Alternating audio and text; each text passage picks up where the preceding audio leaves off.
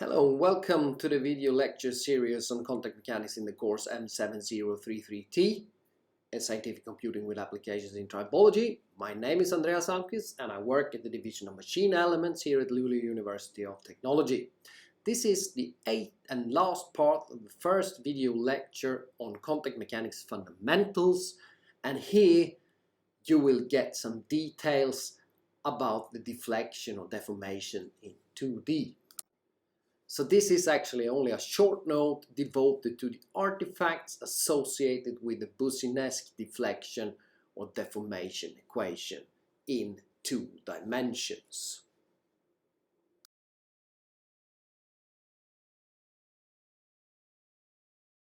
Okay, so to help you a little bit on this, let's first have a look at the deflection or the deformation in 2D. So the expression in dimensional form looks like this. And when we non-dimensionalize it, it becomes this one.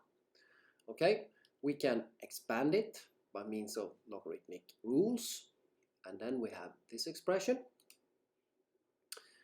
And we can further simplify or arrange it in another way, and then it will look like this.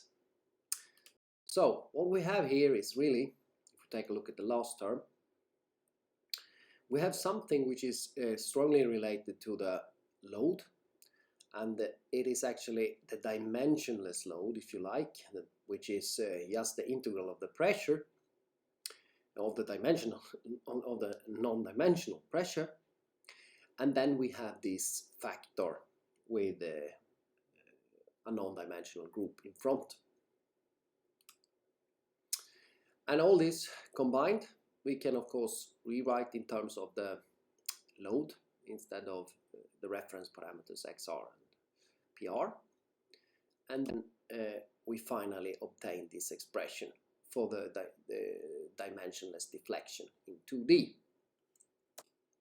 So the dimensionless deflection is made up of 2 parts. The first one is the relation to the pressure, and the second one is just a constant moving the datum, one can say.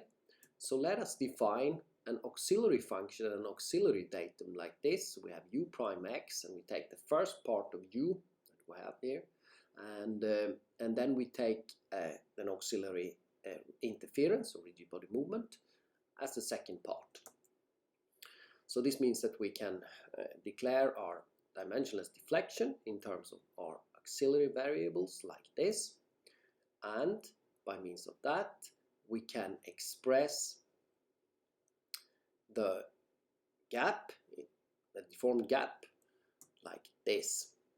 And if we finally make another auxiliary definition, so we set delta bar star to be the delta bar plus the delta bar prime, then we have something which looks very similar to the deformed gap between the surfaces in dimensional form.